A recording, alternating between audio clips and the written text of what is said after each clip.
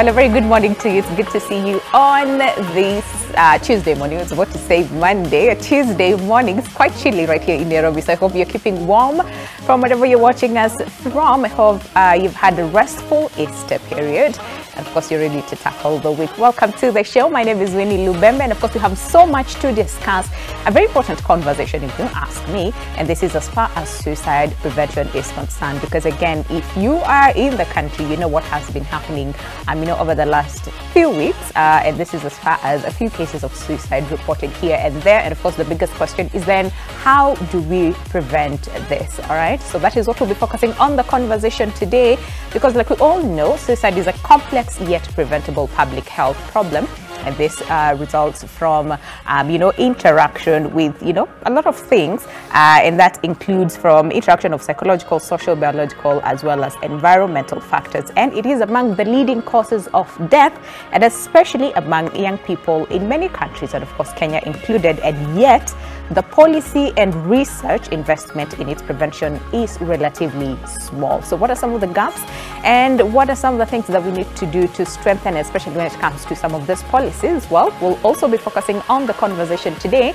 But before we meet my guests for the day, how about you take a look at the numbers and what exactly they say, right? And of course, we begin on a global scale, where according to the WHO, it says suicide is the fourth leading cause of mortality among 15 to 29-year-olds. And this is according to a statistic by the WHO in 2019. And globally, around 700,000 persons are estimated to die by suicide annually. And this translates to one suicide every 40 seconds. All right. Very, very big concern over there. And at the same time, most of the deaths occurring in low and middle income countries. And of course, like we said, Kenya is not excluded at the same time. But again, let's come back to the country. And according to, again, a statistic, and this is actually from the Kenya Police, where 483 persons were reported to have died by suicide in 3 months. And this is from March to June 2021. And this number is actually more than the whole of 2020. All right. And according to the section 226 of the Penal Code, again, we'll be talking about this as well as we continue with the conversation. Anyone who attempts to kill himself or herself is guilty of a misdemeanor, and the punishment is 2 years in prison or fine or both. Okay.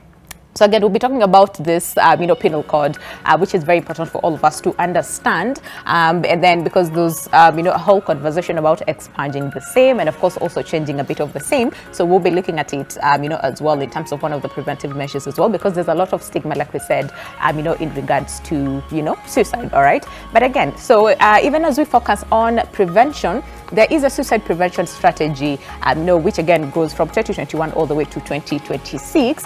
And the goal of this suicide prevention strategy is to attain a 10% reduction in suicide mortality by the year 2026. And of course, this includes some of the areas that needs to be covered is establish and operationalize a suicide prevention program at national and county level. And then to strengthen supportive policy, legal and financing environment for effective implementation of suicide prevention program. All right. And of course, continues to say that we also, another goal is to improve access to comprehensive, integrated and quality services for suicide interventions at all levels of care. And that is not all. At the same time, to increase awareness of suicide and suicide prevention, and also address stigma. Like we said, this is a very big thing.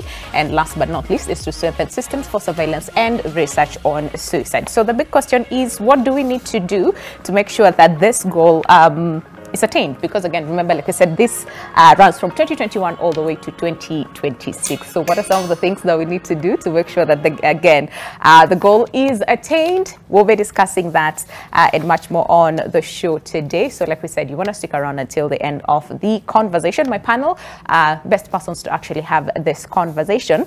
And of course, I begin on my immediate left. This is left, right?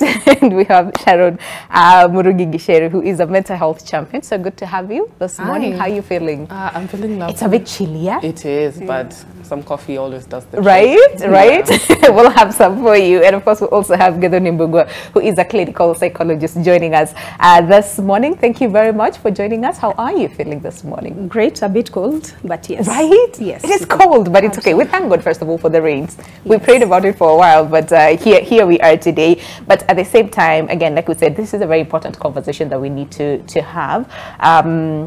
A bit sensitive, if I can say, given what has been happening in the country, but at the same time, something has to be done. And of course, it all starts with having a conversation that does not need to end here today. So can we just begin with the statistics and those numbers, and of course, the goals that, we read, as far as making sure that, suicide prevention is some of the things that, we really, really put so much emphasis on. What would you say we are at as a country? First of all, just understanding suicide, right? Because majority of the times we talk about committing suicide, which in itself is, right? It's not right. Yes. Okay, let's start from there. Allow me to start just from the word itself. Yeah. And as mental health practitioners, one of the things that we are really trying to push for is the correct usage of words. So putting the word committing before suicide already makes it a crime. Yeah. So we don't say somebody committed diabetes when they have diabetes, right? So suicide in itself is a symptom of another bigger, major underlying crisis or even a mental illness that an individual is going through. So in that case, we want to emphasize on the use of death by suicide, the same way we say that an individual died by any other physical illness. But the statistics are, quite worrying, of course, having more attempts of suicide for women, but more deaths by suicide where men are, where men are concerned. And we'd get to understand then why is this the case, because highest numbers usually reported among the women, but like he said, the men actually go ahead. Majority of, of the men go ahead, with the same. And of course, Sharon, we have you because number one, you're very, very passionate about mental health, but even as we talk about suicide, we know mental health could also be a contributor to the same. So first of all, let's understand, why is this very important to you? Talking about suicide is very important because I have gone through it and I almost attempted it. So I usually talk about death a lot, and I usually do it in a fun, jokey. I like talking about it. Yeah. But I think at some point in 2021. I got to a point where I was really down. I couldn't stand just doing anything. I mean, I could spend days in bed doing nothing. And some friends of mine used to joke and tell me that, hey, I'm quite light skin. I'm like, yeah, I'm not seeing the sun. But yeah, it was a really dark time in my life. And at that point, I was like, yeah, maybe I should do it. So over the years, I had passive suicide ideation and just thinking about what I could do, looking up things that can be done. And one day I went to the chemist and I bought some pills, enough not to be suspicious, but not. So I had a plan, a whole plan of how I was going to do it. So I knew I needed to get this from this chemist, this from. So I had my whole plan, and I got what I needed. So I usually joke and say that boy troubles actually saved my life, because that day I had a really good week that week, because I knew it was my last one. So we had an event that week, so I was out and I was my happiest. So that is when I put the water there, pills, arranged them, and yeah, I got a phone call and it was my friend crying that, oh, my boyfriend left me. I was like, Okay, not the right time, but let me come to you first. Okay, okay. Yeah, so I usually say that she saved my life. Saved your life. And it was through a boy. So I see that. I see that. Yeah. And again, like you said, in 2021, so this is still very fresh. So you, again, you let us know to what level you're comfortable really to talk about this, right? Because again, like we were talking about this yesterday, and it can be very triggering, you know, sometimes. So we have to be a little bit sensitive on the same. But first of all, thank you for even just disclosing that. And I'll come to you, Gathoni, again, just listening to what you know, Sharon is talking about, and even witnessing what I think we witnessed, was it last week? You know, again on social media. And it's a lot of the times people would be, again, very quick to judge and say, Kwani, you're not able to handle your issues. Are you the first one to go through this? You know, and all those things. And even some people encouraging you, right? Right. We've seen a lot of people who post on social media and say, I'm going to, you know, take away my life. And someone says, unataka kamba nikupatie. You know, like very insensitive, you know, comments that we see to sort of like encourage that. I don't know, like it's just a lot to think about, and even listening to you, you know, talk about it and just get to understand. So why is it that we have, first of all, these cases, and even, you know, the whole aspect about ideation and even suicidal thoughts and all those things? Can we just talk about where, first of all, they come from? Right. First of all, allow me just to say thank you to Sharon for speaking up. It really takes a lot of courage, and you're really brave for speaking up, and I hope that we can get more people to speak up, especially on behalf of everybody who is at home who thinks they're the only person who is going through this. One of the things that Sharon said was in regards to how she was feeling, you know, the period leading up to. Usually one of the underlying causes of one of the underlying mental illnesses that presents with suicide is depression.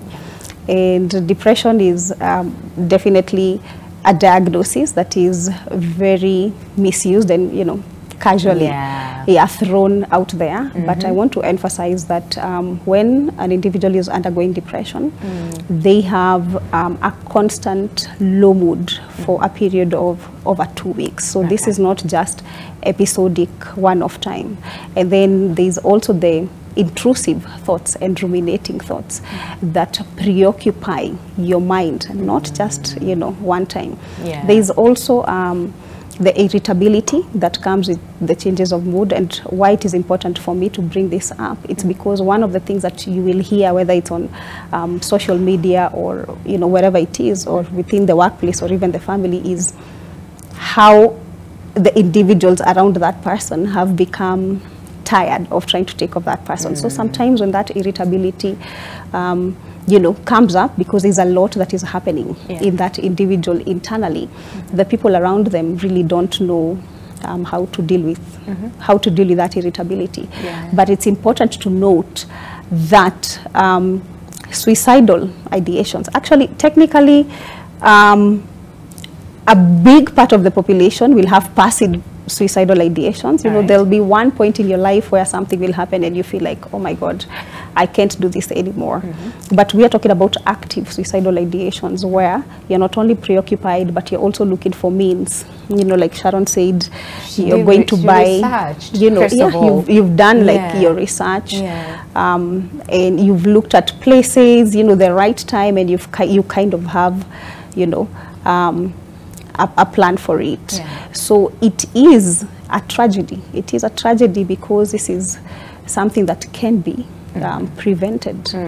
But we also have a big issue within the community whereby there is a misunderstanding. And because of that misunderstanding, a lot more people will come out and say, okay, you're just threatening, you know, go ahead and do it, you know, ndio hii kamba, you know, and such things, not knowing that it is a cry for help. This is somebody who is really wants, who needs support, who needs treatment at that particular point.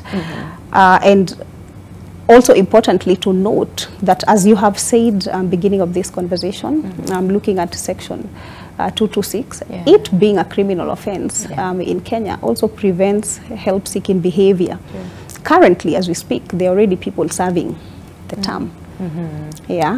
Currently, as we're speaking, there are people who are so afraid even to go to hospitals. People only go to hospitals when it's worst case scenario. That one, you know, there is no option. And even then, they are truly, truly afraid to talk about what they were going through, or rather, the fact that they did attempt suicide.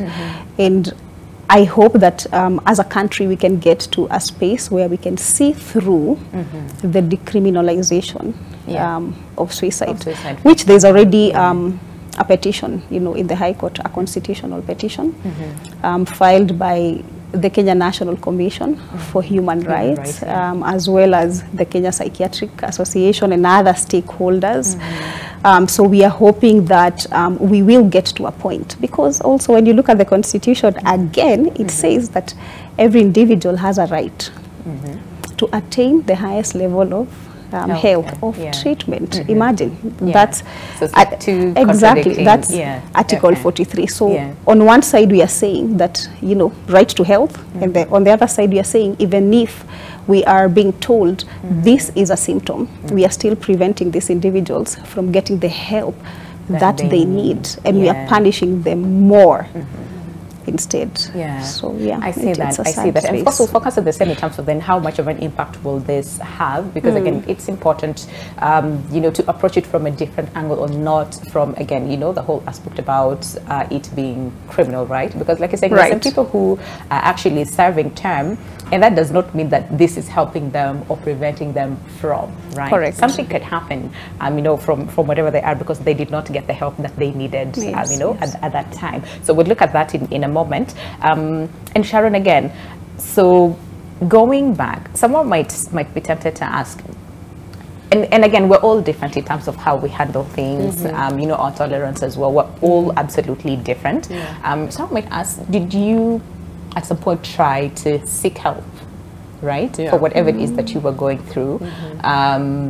That you were like, you know what, nobody's listening to me, nobody is, you know, understanding what I'm going through. Did you at some point try to seek help? Actually, I had been going for therapy for almost a year.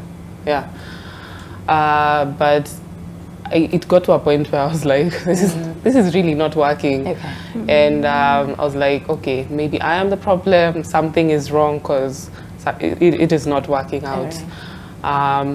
So I decided to stop, seek alternative, you know, methods of maybe help or something.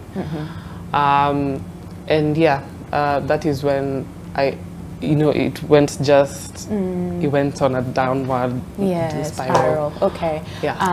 And yes, do you want to comment on the same? Allow me to comment on that. I think a lot of the time, even in therapy, or even when people seek for help, we focus so much on the behavior. But when we are looking at wellness, you know, the focus is not like what's wrong with this person, what's wrong with this patient, or what's wrong with this client. The question that we should be asking ourselves, even as we walk into a therapy room, is what happened to this person? Before you got to because emotional resilience is different for different individuals.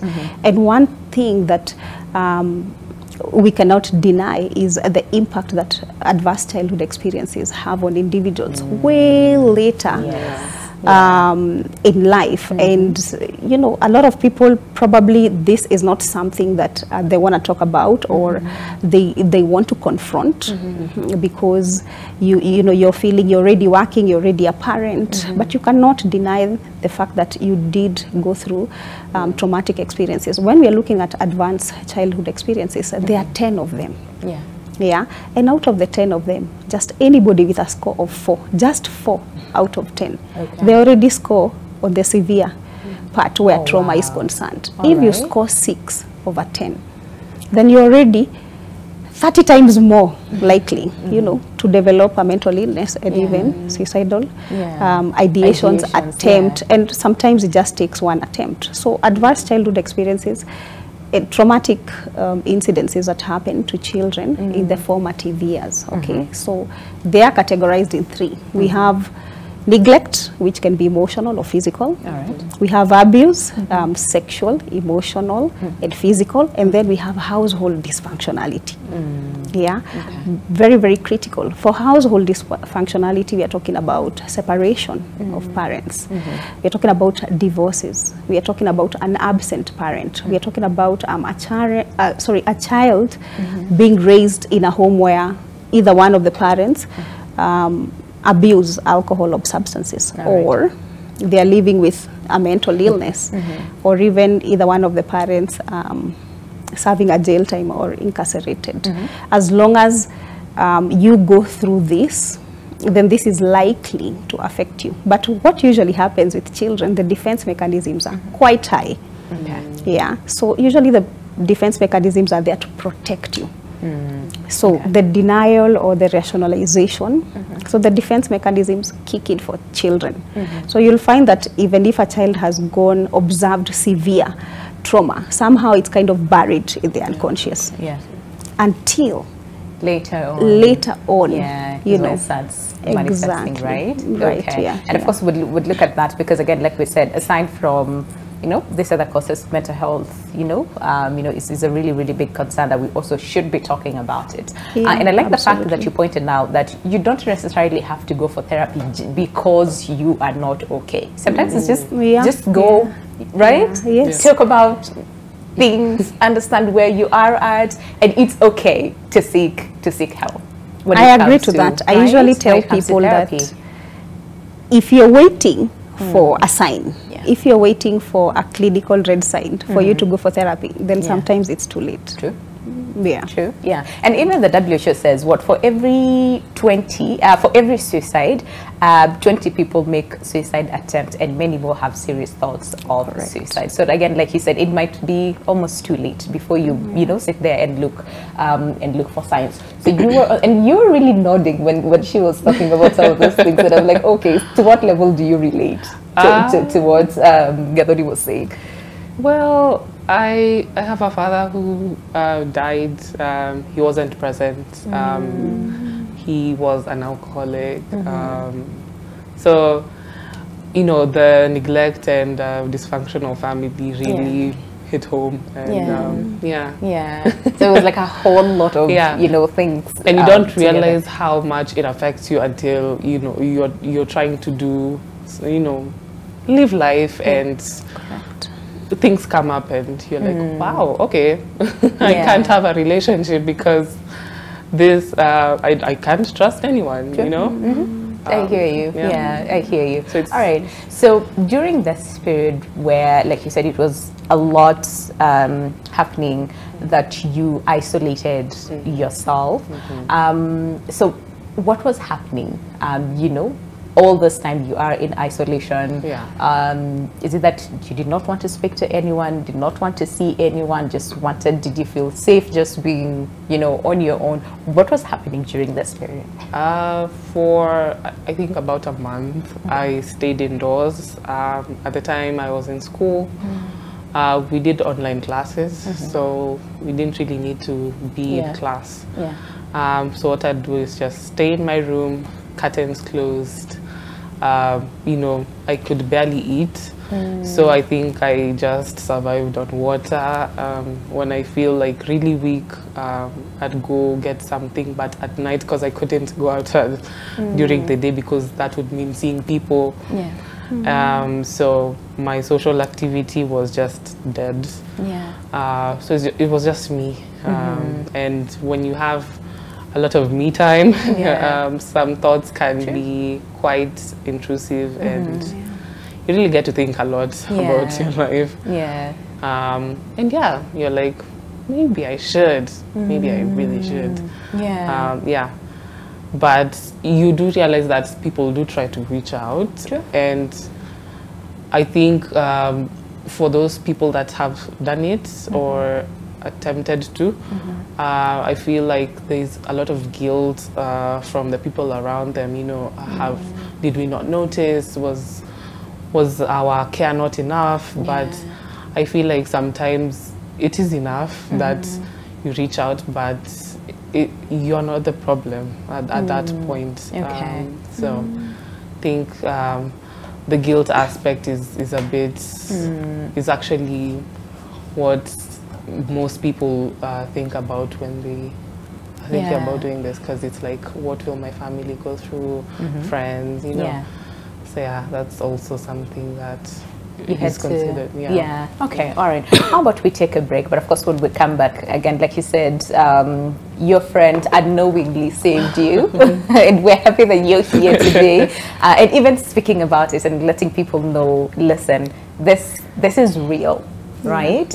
And a lot of people are affected by the same, you know, just thoughts in itself, and what to do. And of course, I'd also be interested to know. So after all this, after you went to see your friend, you had your own issues. Your friend called you with her own issues, and she saved you in a way. But even after that, did you, you know, sort of like look back and say, you know what, maybe I need help, maybe I need to talk to someone, and all those things, and how you're doing right now. And of course, Gadoni, you also take us through, you know, so what are some of the strategies that really should be put in place to make sure that, you know, we prevent cases of suicide? Because like we said, we do not want to lose people to suicide, and yet something can be done to prevent the onset of the same. Of course, if you have a question, feel free to interact with us at NTV Kenya, both on Facebook and on Twitter is how you can reach us. But give us a call. The numbers are down on your screen. But of course, all that is coming up after the break. Stay with us. This is Your World.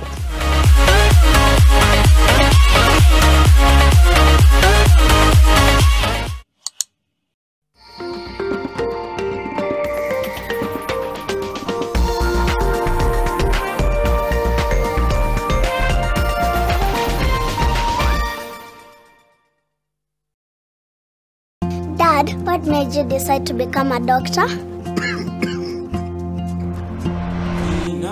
Because my father needed one. And you, what do you want to be when you grow up? I want to be happy like you. Life insured is love assured. In your paper this week, wave of change blows in the region. Amid growing agitation for change, ruling parties battle to garner the support of the younger generation. Ruto's meeting with Belgian investor raised eyebrows, plus our opinion leaders. Microplastics are killing us and the planet, but we seem oblivious. LC Ekuze. In Uganda, you can drive a carbon-spewing car, but not without a dustbin. Joachim Buembo. Money. Chinese mining contracts in DRC under review. Magazine. Easter holiday cheer resurrects. For these and more stories, get your copy of the East African.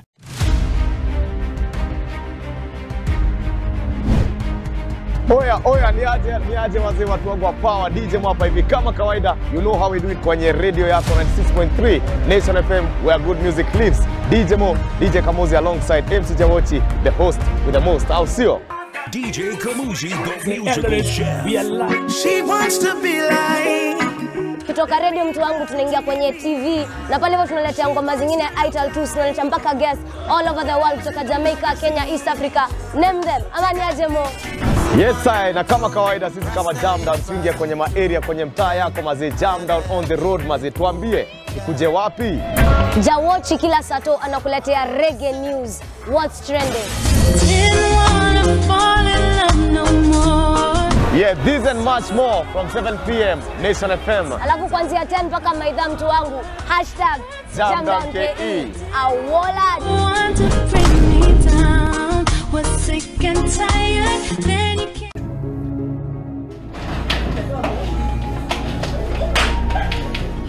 Umeacha pesa kwa gari alafu unasema hapa tumekuiba. Pole kwa pamoja. Ngoja.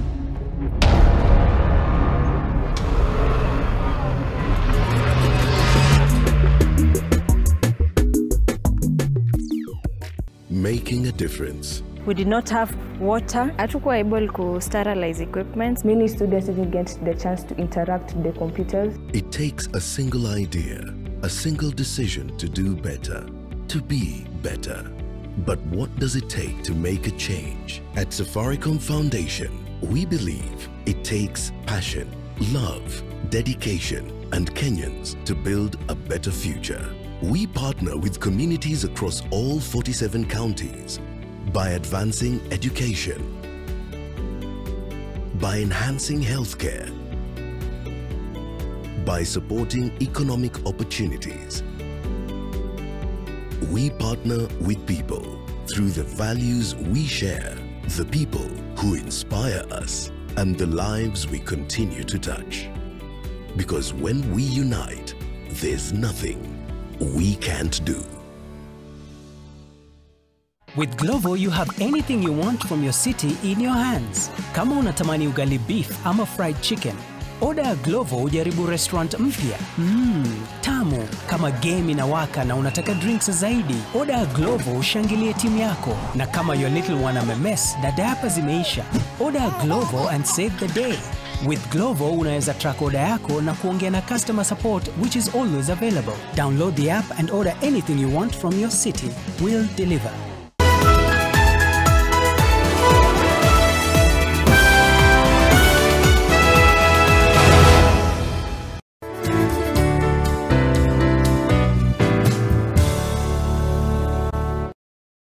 Western Union is now available on Equity Mobile app and Equity Online. Enjoy Western Union services and other banking services on your Equity Mobile app or Equity Online. Equity, Karibu member.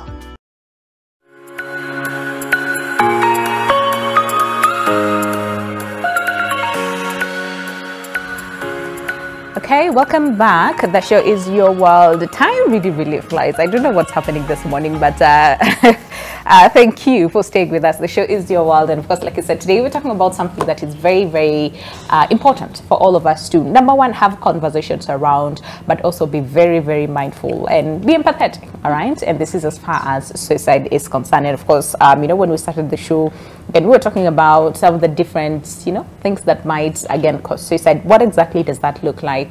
And what we need to do, right? And not only when we have a problem when we seek help, but sometimes, again, and this is when we talk about therapy, sometimes it's just good to talk to someone that you feel a little bit safe, but qualified, okay? Qualified therapist at that.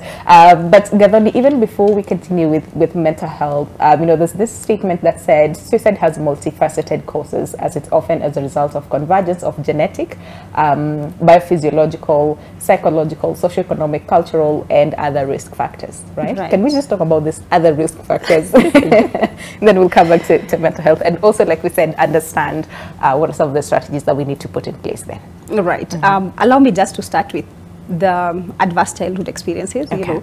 That on its own, going through such traumatic incidences in your formative years is definitely going to predispose you to a future mental illness, or predispose you to substance use, alcohol or cigarettes or any other substances for that matter. But also personality. Some people are just more prone or cannot handle stress. And we also have some individuals who are just more emotionally resilient during a crisis. But when you're looking at stressors, at the top of the list usually is financial. At the top of the list, followed by relationships. So relationship dynamics, be it within your family of origin or intimate partner. Any level of betrayal, heartbreak that happens actually could trigger a mental illness or even suicidal ideations. And if that is not observed early enough, if somebody is not able to seek help, then an attempt follows. So you just don't probably wake up one day and get into an attempt. Things have been happening before, throughout. You've been having, probably a crisis after a crisis, either an undiagnosed mental illness or even diagnosed, still seeing a therapist or a practitioner, but still struggling with the suicidal ideations. Yeah. Okay. All right. And especially when it comes to the whole question about, cultural, factors that might push people to, what would you say, and us as a country especially, because again, we were discussing this during the break, where many homes don't have such conversations around either mental health or even just death, right? Or even so, we don't talk about these things. It's more of, this is a taboo, let's not talk about it. But how detrimental is that? It's very, very important, and I like that you bring the home aspect into this conversation, because usually one, that is your safe space, and two, that's where the most crucial conversations should take place. Every first conversation, be it even like sex education or whatever it is that is going on, should be from within that home environment. But if you're already in a position where culturally, mental illness itself, it's either witchcraft or you're possessed by demons, then it's harder to have those kind of conversations. If you start talking about death, now some random relative or somebody would be like, oh, are you calling death? Are you looking for it? Let's not talk about that. Exactly. So you find that if somebody has a suicidal ideation, they immediately just have that fear of communicating, or if a suicide happens within the family, then you find that nobody ever wants to speak, about that, which is a very important conversation to have within that safety. And having that conversation within the home environment could really save a lot of lives. Because there is a fear of judgment already by society, by your friends, by your partner. But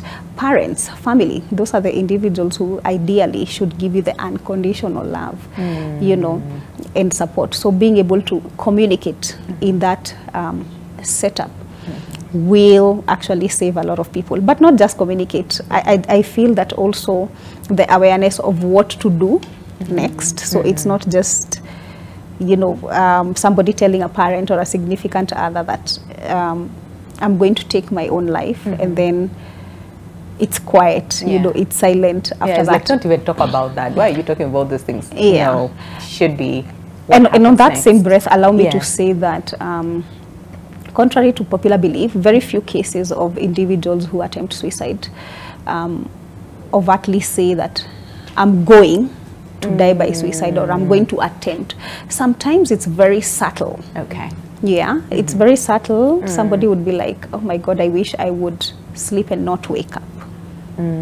Or if I would be, I don't know, hit by this bus, it wouldn't be so bad. So it's just those subtle, but we are so afraid to engage in that conversation with our friends, with our families. And I usually encourage people to just ask the question, are you having suicidal ideations? It might be scary to ask, but just find a way. Find a way, right? But then we have to be true to ourselves. On one hand, we are saying people need to open up, people need to speak up. And the truth is, I like to say that vulnerability comes with vulnerability. Nobody wants to be in the circle where they're the only dysfunctional one. So in order to help people be more vulnerable to each other, if I share something, then you share something, then it records in my mind that, okay, this is somebody I can talk to, we can exchange notes. Exactly. I hear you. I hear you. Okay.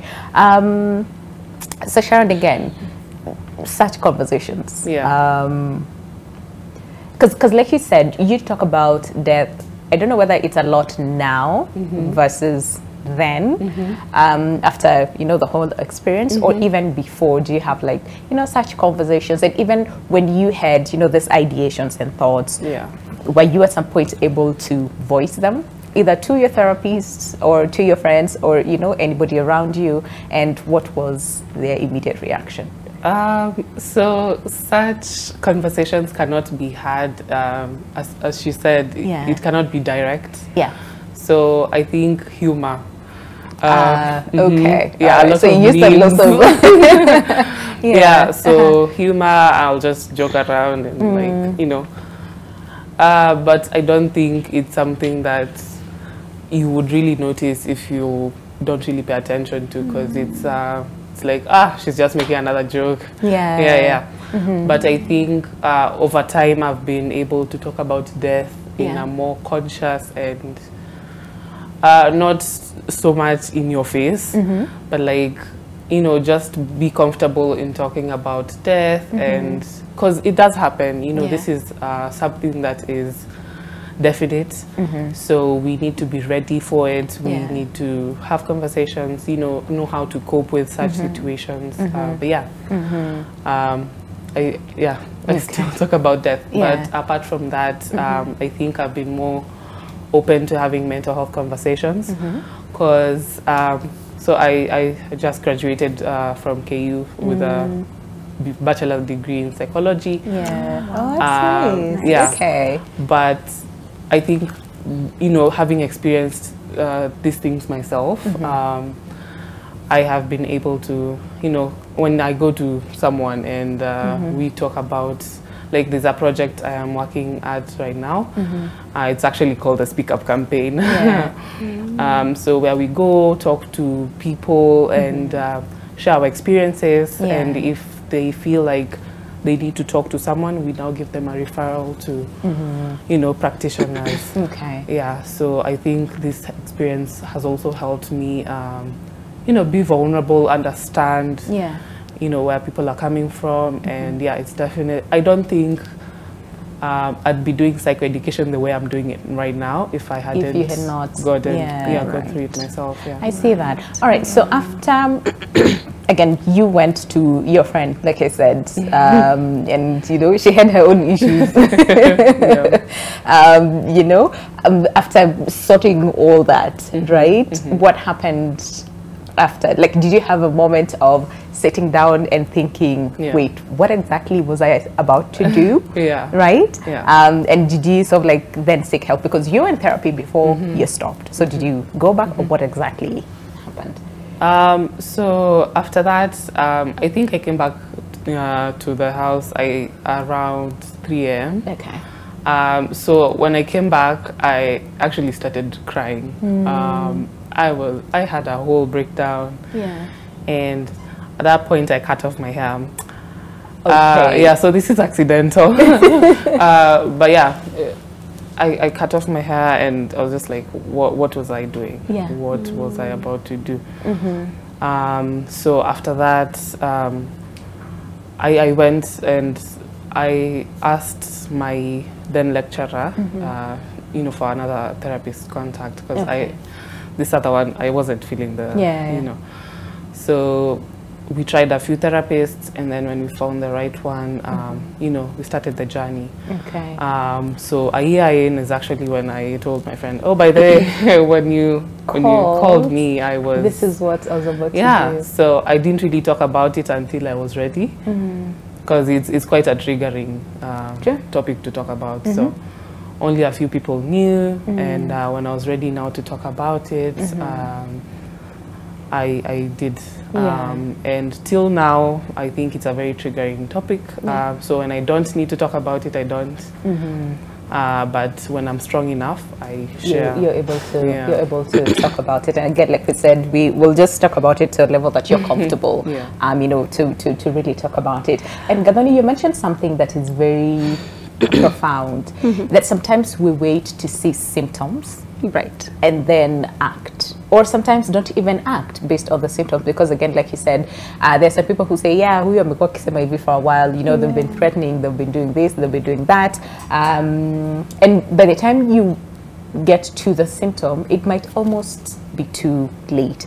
But are there like telltale signs that maybe all of us should be, you know, cautious about, and not just when it comes to mental health, but these other factors that might, you know, contribute to cases of suicide? Thank you really for that. First of all, just allow me to appreciate Sharon and just comment on two things. Number one, I'm really proud that even though your friend gave you this information when you are in the middle of battling your own journey, you still went back to yourself. Because, you know, this is important for me to mention, because a lot of times we are going through issues, but then because somebody else seems to have kind of like a bigger issue, you invalidate yourself. And when you do that, then it means you're not able to seek help in a proper way, or the way you choose. So I'm really glad that you still went. And then the other thing is that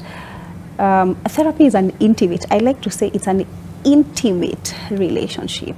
So it's not every therapist that you will go to that things would work. And you know, for anybody who is watching us now, I would like them to know that it's okay. It's okay to actually say, okay, I don't think this is working for me. You know, there is no chemistry. Let me try another person and another person until you get the right fit. Okay. So just coming to just different prevention strategies. One of the easiest thing to observe is a change in behavior. Actually, I like to use the acronym WAIT, like W-A-I-T. So you watch out for changes. You can do that for self, but you can also do that to other people. Like in Sharon's case, like she was, you know, withdrawn, isolated. But then there's somebody saying, umekuwa light skin, you know, trying like to make a joke of it. So you'll always see changes in patterns of behavior. Either somebody is not sleeping, or they're sleeping too much, their eating patterns have completely changed, or their mood has, you know, also changed, but also any signs of distress. Okay. The second one that is also very important that I had mentioned earlier in the A is usually just to ask that person. Don't be afraid to ask them, especially in regards to the change of behavior, because sometimes we are blind to ourselves, but other people can be able to see that, you know, something has changed. And I say that to go beyond the fine. You know, when I'm like, oh, how are you in it today? And then you say fine, and I can see, you know, that's not really fine. But then you just ignore it. So go ahead and ask. And then the I is usually, you know, just to reassure, because it will pass. What happened actually to Sharon that was significant, because something else came, you know, in that period, it kind of brought her back, you know, and she went back to the house, you know, and even cried.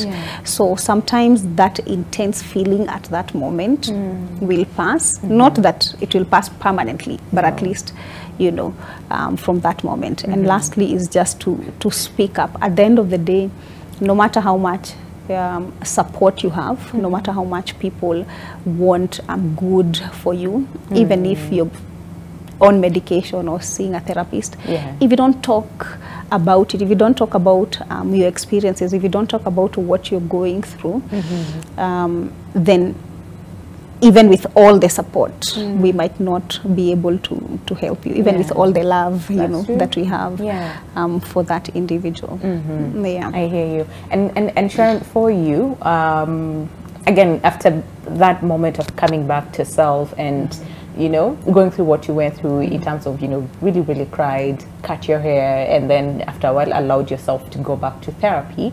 Because earlier on you mentioned cases of guilt, right? Where you said sometimes people might look back, and especially, unfortunately, after someone has died, is when you look back and try to think, were we not there for this person enough? Did we not love them enough? You know, and all those questions as far as, you know, what could we have done to prevent this? But for your case, did you have like moments of guilt in terms of thinking, what would this mean, you know, for my family, you know, and even for self, and, you know, all those questions? Do you have moments of guilt? So the guilt wasn't actually, it was after, you know, I came back and I was now thinking about what was I going to do? But before that, I think I was just wallowing in, you know, self-pity and, you know, just concentrating on my problems that I didn't really think about, you know, the implications of that. But after I was like, oh no, this would have been bad. It would be bad, Because, I mean, the person who would have found me, you know, my friends, family, so that whole situation, Okay. But after. Yeah, I see that.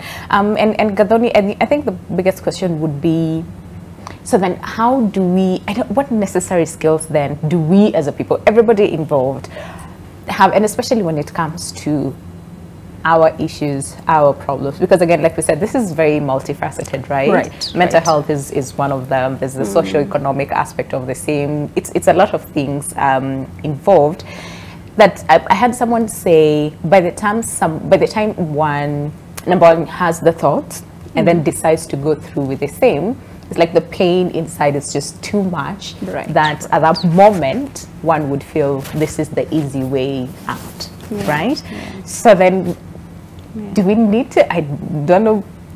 Be taught. I don't know what you know, in terms of like handling issues, handling the day-to-day stresses of life, and just, you know, so that we don't get to that point of ideations and thoughts, and, you know, unfortunately some people go through with the same. I think as a therapist, I would say it must start with you being able to talk about not just current stresses, but things that you have gone through right from the formative years, because it's the accumulation of all these things throughout your life that sometimes becomes too overwhelming for that individual, to a point where, you know, from where they are seated, there is no any other option. You know, that feeling of complete hopelessness and, you know, helplessness.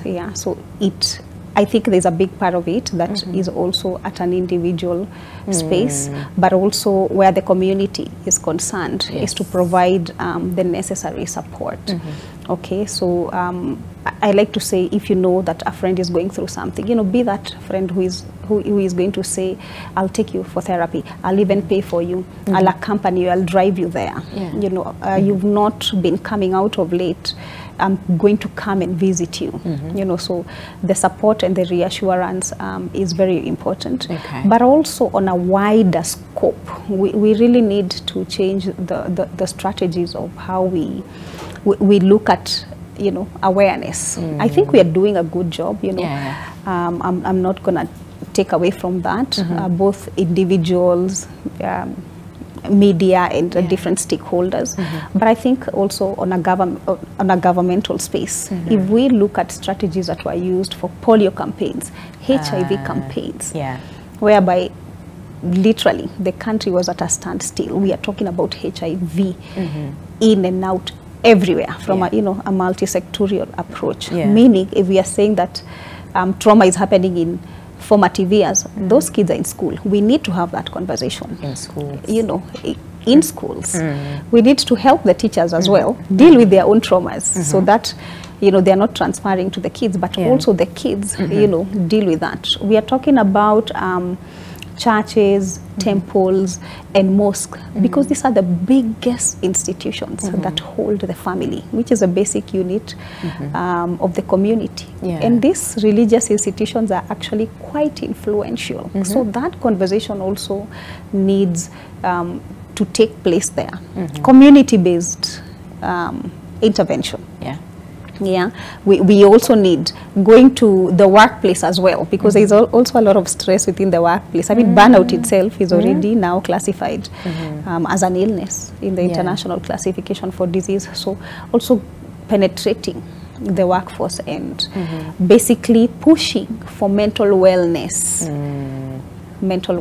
Over and over again for ourselves. And allow me just to say, today we are in a space where if you are at home and you're asking yourself, you know, could I be anxious or could I be depressed? I want people to know that at Chiromo we do have self-assessment tools that are in our websites. They are not diagnostic tools, just brief screeners. So you can go take the patient health questionnaire if you've been asking yourself that question, and it will give you a score or a feedback. And then there's a space that says, if you'd like a psychologist to reach out to you, leave out your number. It's optional, and you can take this as many times. And also use of, you know, toll-free lines. If you're not confident, if you don't have a friend like, you know, the one that Sharon has, then make use of toll-free lines. All right. And even, again, because I think the former health CS, Mutahi Kagwe, said, we need to approach this, you know, and I think you've mentioned all of them. That's not only from, you know, the health sector, but also, you know, the education sector. We also have agricultural, you know, sector as well. You know, just to make sure that everybody is sort of like aligned in terms of making sure that we have, you know, prevention measures and strategies in place. So Sharon, knowing what you know now, as far as suicide is concerned and how real the thoughts can be, that sometimes it would push people, for example, like you said, you did your research and you knew what you would get from Chemist A and Chemist B and Chemist C, so that it's not out there that this is what I'm trying to do, you know, and all those things, and even, you know, attempted, but thankfully for your friend and her troubles, you're here today, right? So knowing how real this can be, what is it that you would, number one, want the people to, and especially someone who's never had ideations, never had thoughts, never had any of these things, because it might be difficult for them to understand, you know, how do you have these thoughts, you know, how do you, you know, and even how do you even go ahead with this? So what is it that, number one, you'd want these people to understand, and even number two, for those people who have attempted, right? What is it that you'd want them to also know and do? Let's start from the general audience. You know, don't understand how these ideations can actually come, you know, come to actually be. Okay. So first, I think people need to understand that people have different adversity quotients. True. So whatever, like let's say something happens, person A might be affected, person B might not even realize that it happened. True, yeah. So I think we need to give grace. So if someone said that this affects me, don't negate it. Like I think we tend to do that as a society. Yeah. It's like, you took kidogo hiyo. Right? Yeah. So we need to understand that. And also if a person reaches out for help, I think we need to not stigmatize them. That's true. Because, you know, it takes a lot of courage to reach out. Also, one thing I like to say is, let's all be a safe space. Let's, even if no one has told us that, you know, they are contemplating. I think just being a safe space, you know, being empathetic, also having a bit of knowledge on mental health. Not a lot, just enough to help someone, you know, some resources, you know, maybe some therapist numbers, these toll-free lines. Also, you know, there's a lot of resources online, so that cannot be an excuse right now. Yes. Yeah, but apart from that, for the people who have thought about it, I wish you, the people around you love you, first of all, and you are not wrong for that. I think you should not blame yourself for that. This is normal, okay, relatively normal. As normal as can be. So just reach out for help, and if you need, you know, if you need help, then there is help. There is help. I'd like that. Could you comment very quickly about social media? And I have been on Twitter long enough to know that social media is not a good place. So Twitter especially is, I mean, the positives are celebrated, but when something is wrong, they will like bash you. And it's so normalized that I feel like this is like, where is our empathy, you know? But there's a lot of that.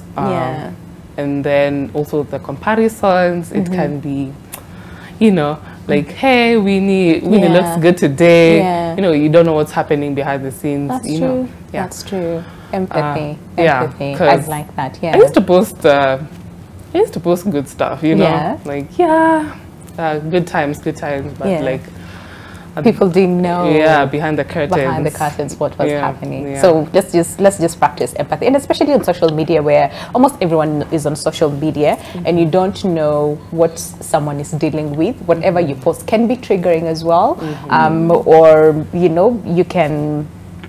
Again, I mean, let's just practice empathy, bottom line. I think that is what we can say. Thank you, Sharon. Allow me to take that as your passing shot. And Gadani, very quickly in like 45 seconds, because we need to be out like right now, and especially when it comes to the decriminalization of the same, but also understanding our space as a people in terms of offering support. Where would you say we are at and what we need to do? Very quickly. I don't know if you can do that in 45 seconds. I'll try. Okay. Like I said, at least there is a petition that is already in the High Court. So that is looking up. I just wish that we could speed up the process so that we can support many more people. So I would say we are making strides, but a lot more needs to be done. And while we are waiting for that, just to get to a point where we are looking at our wellness holistically, so people are confident, to go for mental, for physical wellness, assessments, but you don't do that for your own mental wellness. So I just want people to understand that when we are talking about health, we cannot say that you're healthy if you've not checked on your mental health. So there is no health without mental health. And lastly, it's okay not to be okay. You're not just gonna be at the top, feeling high, all the time, dopamine flooded all the time. You're gonna have lows, and that's okay as well. And last but not least, tufunguke. Tufunguke. Yes. I like that. Thank you very much. Gadani Mbugo, clinical psychologist, as well as Sharon Murugi Gisheru, who's a mental health champion. Ladies, thank you so much for coming by this morning. I know it's a very heavy conversation, but one that needs to be had, at the same time. So again, I think I'll just echo what we have all said here today, and that is, let's just practice empathy. Let's look out for one another. And if you notice, someone has changed one way or the other, just reach out and see how you're doing. And see ways that you can help this person. But at the end of the day, let's not approach this from stigma, but let's try to help as many people as we can out there. But again, I think like Sharon said, have information, the correct information that is, okay? So we have to close it here. My name is Winnie Lumbembe, but of course the conversation does not stop here. Let it continue on our socials at NTV Kenya, both on Facebook, on Twitter, and on our YouTube channel as well. But for now, have yourselves a lovely day ahead. Stay safe, and I hope that you feel safe, even in your spaces, your home, even with your friends or whatever it is, okay? So have yourselves a good one. See you tomorrow. Goodbye.